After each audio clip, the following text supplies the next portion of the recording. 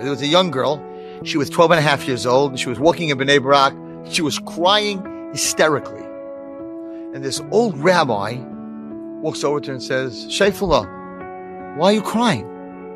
She says, I just came out of the hospital, and the doctor told my mother she has cancer. And maybe she's going to live a year. Rabbi, I always dreamt that my mother would walk me down to the chuppah. But now it seems I'm only 12 years old that she's not going to live that long. And the rabbi looked down at this little girl and said, I give you a haftacha, I promise you, not a bracha.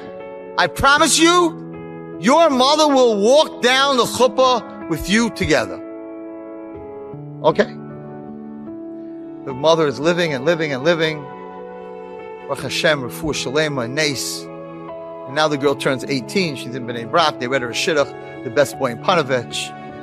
And she says, I can't go out. I'm not ready. Let my younger sister go out. She had 9 siblings.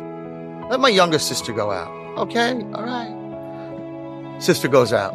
I'm still not ready. Second sister goes out. To make a long story short, 20 years! She doesn't date. Her mother is freaking out. Bnei Brak is going crazy. She's a beautiful girl. She's a frum girl. What do you mean you're not dating? Not dating. I don't feel well. I don't know how to be married to a man. I got anxiety. I can't. 20 years later, after everyone's married except her youngest sister, her mother relapses.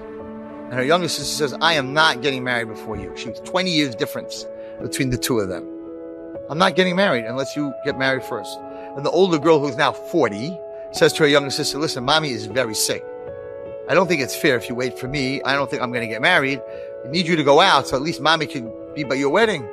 So she said, okay, I hear you. She went out, she got married. And now this 41-year-old girl is left by herself. She goes to the shadchan from 21 years before.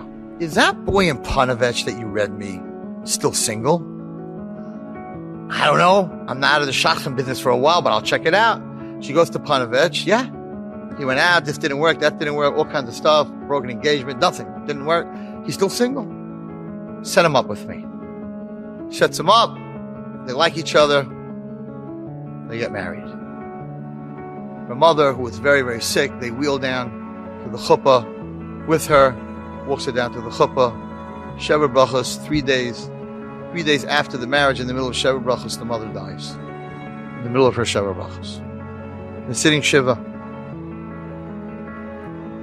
And all of them are sitting there, and they're sitting and they're talking, and they're like, you know, it's so good that mommy saw you get married before she died.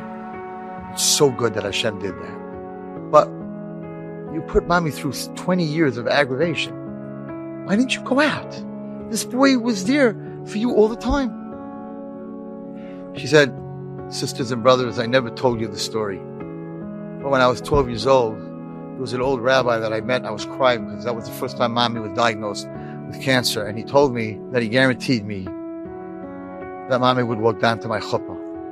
And I knew if I got married first, she would die and she would not walk down any of your chuppahs.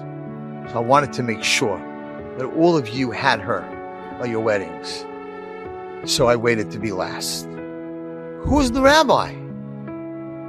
She said, the Hazon Ich.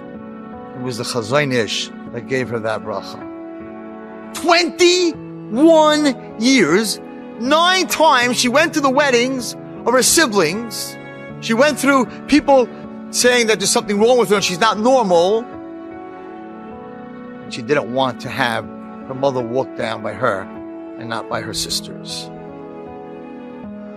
That's the level that we all have to bring. That the other person, even though they're not my relative, but their pain is my pain.